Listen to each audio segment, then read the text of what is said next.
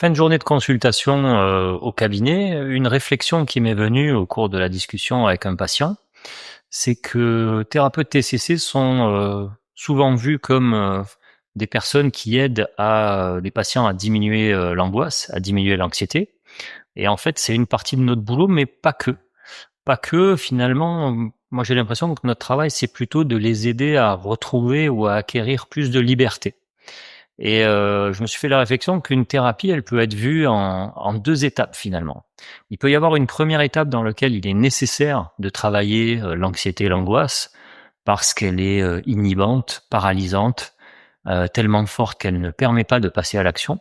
Mais il y a à un moment donné un point d'inflexion dans la thérapie, qu'il ne faut pas manquer. Le moment où finalement, continuer de travailler sur l'angoisse et l'anxiété, ça pourrait devenir, un point de blocage et il faut commencer à travailler sur la liberté d'action.